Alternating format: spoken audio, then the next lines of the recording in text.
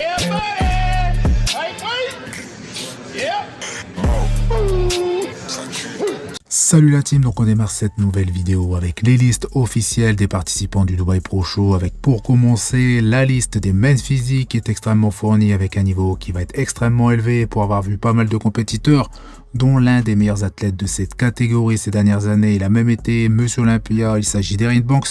Il y aura également Sidi Pouy qui a déjà fait parler de lui cette année en remportant le Portugal Pro Show. Et il y aura également la présence d'un seul Français, Maxime Parisi. Concernant la division 212, le Français Marco sera de la partie et on ne pourra pas dire qu'il ait choisi la facilité en participant à cette compétition, même s'il est déjà qualifié pour Monsieur Olympia, car il va y avoir de sacrés athlètes, notamment le jeune Turc Nihat Kaya qui est âgé de seulement 21 ans et qui fera ses débuts pro à cette compétition et qui est préparé par Patrick Tuor, mais à voir ce que donne son physique sur scène. Il y aura également l'athlète iranien Jafar, donc bref, du très gros niveau en perspective. En ce qui concerne la catégorie classique physique, encore un énorme plateau avec notamment la présence d'un des top athlètes de cette catégorie, donc Brian Asley.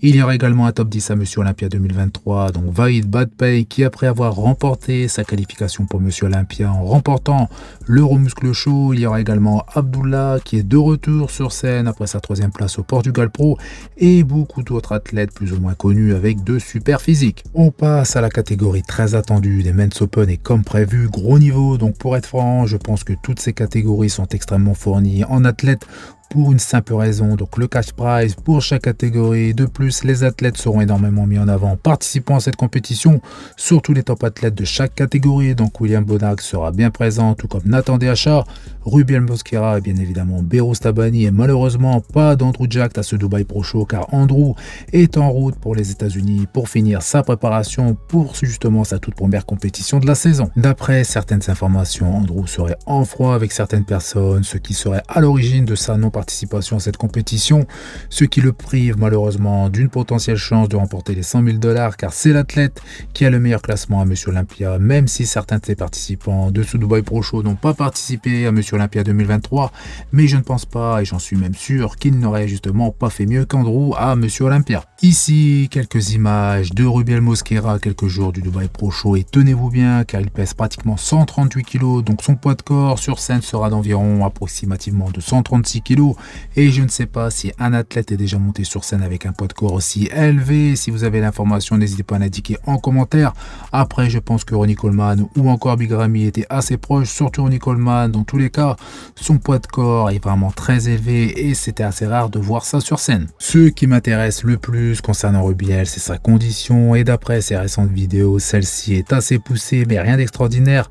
Très peu de séparation vraiment prononcée. Vu son volume musculaire, c'est assez logique, surtout que Rubiel a encore pris du volume depuis la saison dernière, donc sur ce point personne ne pourra lutter. Mais sur le plan de la ligne hormis de profil, Rubiel n'affichera pas la ligne d'un Beros Tabani, surtout de face, comme justement sur ce double biceps. Dans sa dernière vidéo, Rubiel s'entraîne, on distingue grâce à la lumière du jour une condition qui sera pour moi identique à sa première compétition pro de la saison dernière, mais pas plus. J'aurais pensé que oui au vu des images du début de sa préparation, mais elle ne s'est pas améliorée davantage, ce qui est déjà très bien vu que Rubiel a gagné en qualité et en dureté musculaire, sans oublier qu'il affiche désormais un physique plus équilibré. Et en visionnant de nouveau les vidéos et les photos du Prague Pro Show, on voit que Rubiel affiche un niveau de sèche qui est quand même assez poussé. Ici, Rubiel est égal à lui-même, énorme, rempli et très rond, mais retient encore de l'eau sous-cutanée, donc j'attends de voir son physique la veille ou le jour J de la compétition avant de monter sur scène.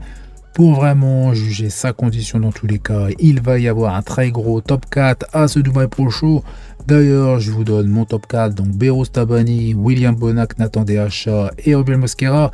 Si une condition qui n'est pas très poussée, si c'est l'inverse, je le placerai à la 2e place. Et n'hésitez pas justement à faire de même en commentaire. Ici, les dernières images postées par Nathan Dehacha qui semblait être blessé à l'épaule, mais rien de grave et ça ne l'empêchera pas de monter sur scène pour défier Beros Tabani, William Bonac et Rubiel Mosquera pour tenter de décrocher l'énorme cash prize qui a été mis en place pour attirer le plus d'athlètes possible à cette compétition qui sera, je pense, très bien organisée. Tout sera mis en place pour que les athlètes soient prêts à monter sur scène dans les meilleures dispositions. Après, vu la liste des participants qui sont assez énormes, surtout chez les men's physiques et les classiques physiques, donc j'espère que ce sera le cas et je serai justement assez curieux de voir un peu l'envers du décor de ce Dubaï Pro Show, surtout qu'ils ne sont pas bavard sur les dépenses, mais c'est un peu loin pour passer uniquement le week-end. Update de William Bonac qui selon moi n'est pas meilleur que Behrouz Tabani, mais il est meilleur que Nathan Dha et il le sera encore vu son physique et sa condition, et je ne serais pas étonné de voir William légèrement plus rempli, mais toujours déchiqueté, ce qui pourrait accentuer un peu plus sa domination face à Nathan, car je ne vois pas justement Nathan avec une condition plus poussée au niveau de ses ischios et de ses fessiers. J'ai également évoqué que Nathan manquait de séparation au niveau de ses quadriceps. Par contre, il a affiché un physique plus massif que William et je suis très curieux de voir le classement final de ces trois athlètes, donc Behrouz, William et Nathan, et si tous les trois présentent un physique similaire par rapport à leur dernière compétition, car tous les trois sont déjà qualifiés pour Monsieur Olympia. Il n'y aura pas, comme je l'ai lu ou entendu, de favoritisme, si bien évidemment il y en a eu pour amener justement le plus de stars possible sur la scène de Monsieur Olympia. En ce qui concerne Behrouz Tabani, il sera comme toujours déchiqueté, même si ces vidéos datent de plus de 10 jours, hormis cette photo qui date de quelques heures. Après, je ne sais pas si elle a été prise récemment, mais pas de doute à avoir sur justement l'aspect de la condition. Behrouz a cette faculté à venir sur scène, à monter sur scène déchiqueté, et bien évidemment de la tête aux pieds, de face et de dos, et il le sera, je suis sûr à 100%, et je n'ai pas grand chose à reprocher à Behrouz cette saison, hormis son manque de quadriceps. Update Hunter Labrador, 42 jours où cette vidéo a été postée, donc Hunter pèse actuellement 127,5 kg à jeun.